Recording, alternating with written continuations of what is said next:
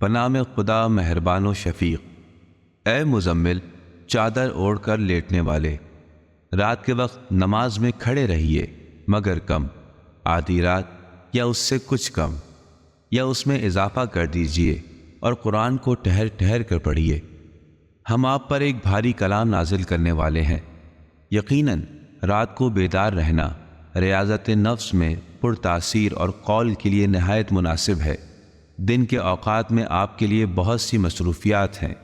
اپنے رب کے نام کا ورد کیجئے اور سب سے کٹ کر اسی کے ہو جائیے۔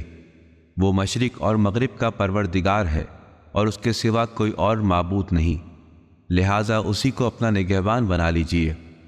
اور لوگ جو باتیں بنا رہے ہیں ان پر صبر کیجئے اور انہیں خوبصورتی کے ساتھ خود سے علیحدہ کر دیجئے، اور ان دروغ گو خوشحال افراد کو مجھ پر چھوڑ دیجئے اور انہیں تھوڑی سی مہلت دے دیجئے۔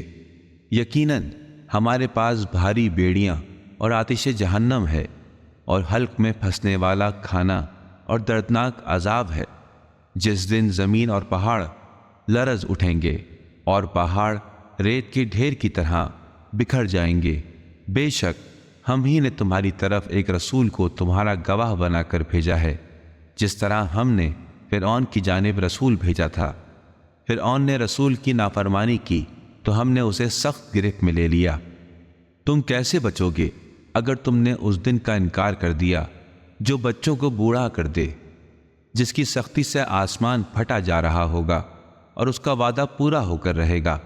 بلا شبہ یہ ایک نصیحت ہے، پس جس کا جی چاہے وہ اپنے رب کی طرف جانے کا راستہ اختیار کر لے۔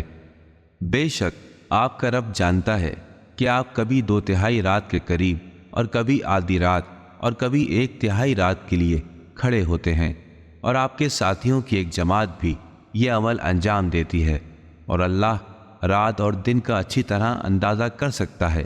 اسے معلوم ہے کہ تم اوقات کا صحیح شمار نہ کر سکو گے، تو اس نے تم پر کرم کیا، لہٰذا جتنا قرآن آسانی سے پڑھ سکتے ہو پڑھ لیا کرو۔